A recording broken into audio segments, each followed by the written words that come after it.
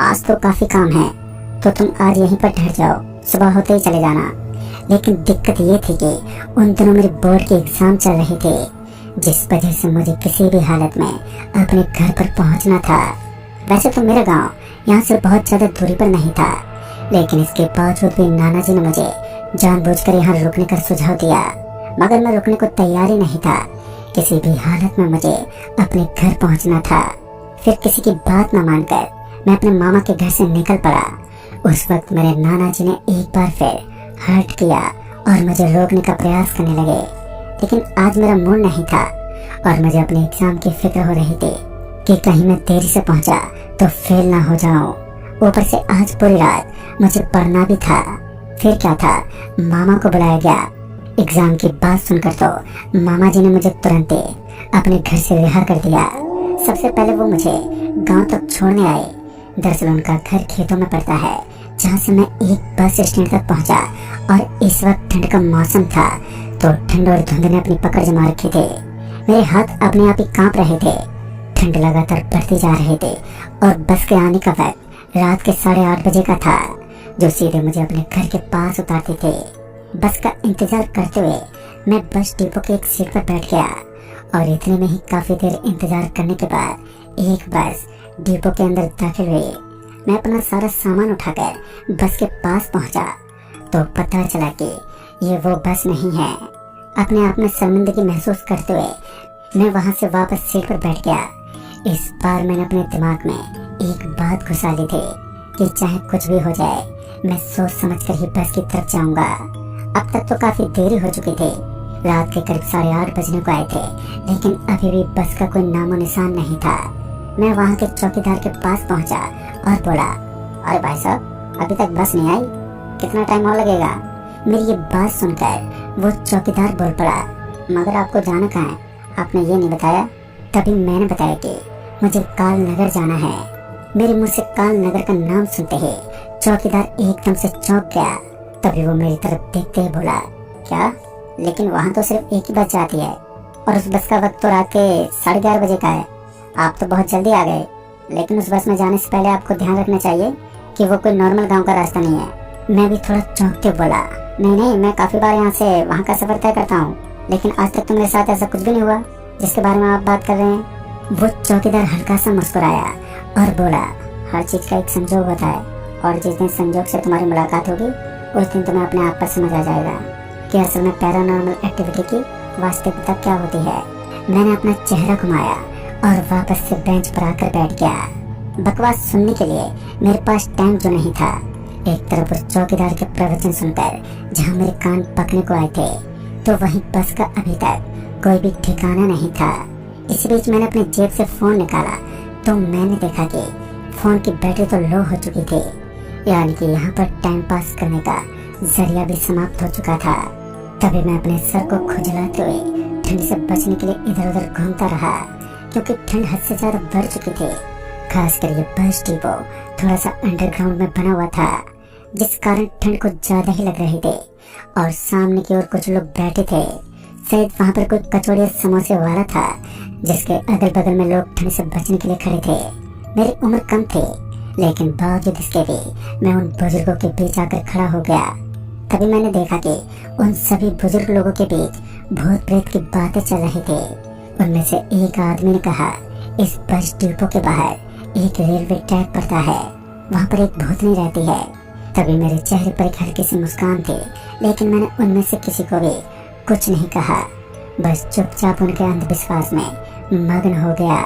फिर कुछ देर के बाद एक बड़े दादा ने कहा कि बचपन के समय में जब वो अपने खेत से लौट रहे थे तो उनकी मुलाकात एक चुड़ैल से हुई थी। उस चुड़ैल के पैर उल्टे थे और वो उनके साथ साथ चलने लगे, लेकिन उन्होंने भी अपने डर को उस औरत के सामने बयान नहीं किया, क्योंकि वो जानते थे कि जितना वो उस डैन से डरेंगे उतना ही वो उनके समीप आकर उन्हें मारने की कोशिश करेगी। उस समय मेरी उम्र तकरीबन 17 साल की थी, लेकिन शरीर में मैं बिल्कुल तंदुरुस्त था। मेरे मुंह से थोड़ी हंसी छूट गई और मैं हंसता हुआ थोड़ा पीछे हटा तो उन बुजुर्गों की नजर मेरे ऊपर गई। तभी उस बूढ़े आदमी ने कहा, बेटा, ये हंसने की बात नहीं है, बल्कि तुम्हारे जीवन की एक सीख है जो तुम्हें कभी भी काम आ सकती है। इतने में इन सब की बातों ने कब रात के 11:30 बजा दिए मुझे तो पता ही नहीं चला। इस बीच लाल कलर की एक बस डिपो के अंदर पहुंच गई। बस तकरीबन 5 मिनट तक रुकी तो मैं जल्दी से भागता हुआ बस के पास पहुंचा। सबसे पहले मैं ड्राइविंग सीट के पास पहुंचा और बोला, साहब बस कालनगर जाएगी क्या? तो उसने अपनी गर्दन को हाँ में हिलाया और तुरंत ही बैठने को कहा। मेरी सांस में सांस आई और जब मैं बस के अंदर पहुंचा तो मुझे पता चला कि 3 दिन पहले इस बस का शेड्यूल बदल दिया गया था। हालांकि आते वक्त मैं अपने चाचा के साथ आया था जो सुबह यहाँ से घर जा चुके थे। बस में काफी लोग बैठे हुए थे, लेकिन धीरे धीरे उस बस को खाली होने में ज्यादा वक्त नहीं लगा और तकरीबन 1 घंटे के अंदर बस पूरी तरीके से खामोशी में तब्दील हो गई। मेरे अलावा 2 जने ही उस बस के अंदर बचे थे। हमारी बदकिस्मती थी कि अब तक हम उस बस के अंदर बचे हुए थे। मेरे गांव से करीब 4 किलोमीटर आगे ही उस बस का अड्डा था। धीरे धीरे बस जंगली रास्तों को काटने लगी। तब उस बस के कंडक्टर ने हमें आवाज देते हुए कहा, सब लोग चुपचाप रहना वरना सोच भी नहीं पाओगे कि हमारे साथ क्या हुआ। मैंने कंडक्टर की बातों को बर्दाश्त नहीं किया और अपनी सीट से उठ गया और बोला, हम तो चुप नहीं रहेंगे, तुम्हें जो करना है वो करो। वैसे भी मेरा स्वभाव थोड़ा क्रूर था, जिस कारण मैं उन बातों को सहन नहीं कर पाता था तो मुझे बर्दाश्त नहीं होते थे। इस बार भी कुछ ऐसा ही था। मैं उस बस के कंडक्टर की बातों को सहन कर पाने में पूरी तरह से नाकाम रहा। मैंने खिड़की से अपना हाथ बाहर निकाला, तभी मेरे हाथ के ऊपर कुछ गिरने लगा। कुछ गीली गीली चीज मेरे अंगुलियों पर लग चुके थे।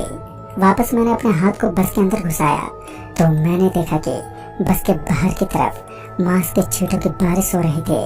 मेरा पूरा हाथ खून से सन चुका था।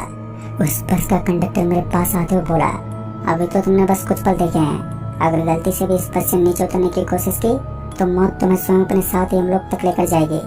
कंडक्टर की बातों ने मुझे अंदर तक हिला दिया, लेकिन मेरा दिमाग अभी भी उन चीजों को मानने के लिए तैयार ही नहीं था जिनके बारे में उस कंडक्टर ने बताया था। कंडक्टर ने कहा कि कुछ ऐसी चीजें हैं जो खून की प्यासी हैं और इसका अर्थ कदापि यही होता है कि कुछ बुरी आत्मा या भूत जो इंसानों का खून पीते हैं। लेकिन आज तक मैंने ऐसी चीजों के बारे में बिल्कुल नहीं सुना था, तो मैं मानने के लिए कैसे तत्पर हो जाता। बस की रफ्तार में बिल्कुल भी गिरावट नहीं थी। अच्छी खासी स्पीड के साथ दौड़ती हुई बस करीब 10 मिनट तक जंगल के रास्ते को पार करती रही, लेकिन रास्ता खत्म नहीं हुआ। ठंड के मारे मेरा शरीर अब सिकुड़ता जा रहा था। नॉर्मल होने के लिए मैं अपनी सीट से उठा और दरवाजे के पास पहुंच गया, लेकिन जब मैं दरवाजे के पास गया तो मेरी नजर भागते हुए एक आदमी पर गई, जो इस बार मैंने देखा कि उस आदमी की स्पीड बस से भी ज्यादा तेज थी। जब उसने अपनी निगाहें मेरी तरफ घुमाई तो मेरे पैरों तले जमीन खिसक गई। उसकी आंखों की जगह कठपुतलियां थी और उसका शरीर एक अलग ही तरह की बदबू मार रहा था जो बस के अंदर तक आ रही थी। उसने मुझे अपनी गर्दन से इशारा किया कि नीचे कूद जाओ, लेकिन उस वक्त मैं उसके शरीर को देखकर थर-थर कांप रहा था। पता नहीं क्यों, लेकिन इस अजीब सी स्मेल से ऐसा लग रहा था मानो उसका सड़ा हुआ मांस घिन मार रहा है। मैंने बस ड्राइवर की तरफ देखा तो वो मुझे गुस्से भरी नजरों से देखने लगा। उस ड्राइवर का गुस्सा तो मुझे भी समझ में नहीं आया, लेकिन फिर एक कंडक्टर मेरे पास पहुंचा और बोला, तूने बहुत गलत किया है, तुम्हारी वजह से आज की जिंदगी खतरे में है। मैंने तुम्हें अपनी सीट से उठने के लिए मना किया था, लेकिन तुमने मेरी एक ना सुनी। अब इसका भुगतान तुम्हें ही करना होगा। कंडक्टर की ये बात मेरे दिल में दहशत पैदा करने में कायम हुई। मैं उसके सामने हाथ जोड़ने लगा, लेकिन बावजूद इसके धक्का मारकर उसने मुझे वहीं जंगल के रास्ते पर छोड़ दिया। सच में बड़ा ही घना और भयानक जंगल था। इससे पहले आज तक मैंने अपने गांव के आसपास में इस जंगल के अंदर प्रवेश करने की हिम्मत नहीं दिखाई। हालांकि इसके बारे में मैंने सुना तो बहुत था। पत्तों के इधर से उधर बिखरने की आवाज मेरे कान में साफ पड़ रही थी। इसका मतलब तो यही था कि इस जगह जितना सन्नाटा था, शायद ही सन्नाटे की इतनी मोटी चादर कहीं और हो। जंगल के अंदर पसरे इस सन्नाटे को मैं अपने कदमों की सहायता से तोड़ने की नाकाम कोशिश करने लगा, लेकिन मेरी आवाज तो मानो उस जंगल में मात्र नाम की थी। और इतने में मुझे ऐसा लगा था कि थोड़ी सी दूर आगे जाने के बाद वो बस वहीं थम गई हो। मैं भी थोड़ा जल्दी जल्दी वहां तक पहुंचा तो मैंने देखा कि एक बस पलटी खा चुकी थी, लेकिन ताजुब तो इस बात का था कि बस पलटी खाने के बावजूद भी उसके अंदर से किसी की आवाज तक नहीं निकल रही थी। बस के ऊपर खामोशी के बादल मंडरा रहे थे और धीरे धीरे जब मैं बस के पास पहुंचा तो वहाँ खून और मांस के टुकड़े बिखरे हुए थे, जिससे ये साबित हो रहा था कि इस बस के अंदर मौजूद लोग बेहद बेरहमी के साथ मारे गए हैं। सच में जिसका डर था वही हुआ। लोग बुरी तरह घायल होकर मर चुके थे और उनकी ये दशा मुझसे देखी नहीं गई, तो मैं तुरंत ही उसी वक्त और जंगली रास्ते को चीरते हुए आगे की तरफ बढ़ने लगा। मरने के बावजूद भी मुझे ऐसा लग रहा था कि वह अभी भी चीखने और चिल्लाने के साथ मदद की गुहार लगा रहे हैं, लेकिन मरे हुए इंसान के पास रुकना मेरे लिए असंभव था, क्योंकि इस जंगल में तो वैसे भी मेरा डर अपनी चरम सीमा पर था। तो मैं जल्द से जल्द अपने आप को एक नई जिंदगी प्रदान करता हुआ गांव के पास पहुंच गया। मेरी जान तो बच गई, लेकिन शायद मेरी वजह से बस के सारे लोग मृत्यु के घाट उतर गए, जिन्होंने मुझे बस से उतार दिया था। दोस्तों कहते हैं जो इंसान किसी का बुरा चाहता है असल में बुरा उसी के साथ होता है। चाहे शुरुआत कैसी भी हो, जब इंसान की मनोदशा खराब होती है तो अंत में उसका बर्बाद होना पूरी तरह से तय होता है। ऐसा ही कुछ उस बस के ड्राइवर और कंडक्टर के साथ भी हुआ। फिर दोस्तों उस दिन के बाद आज तक का रिकॉर्ड है, मैं कभी भी शाम की बस में सफर नहीं करता।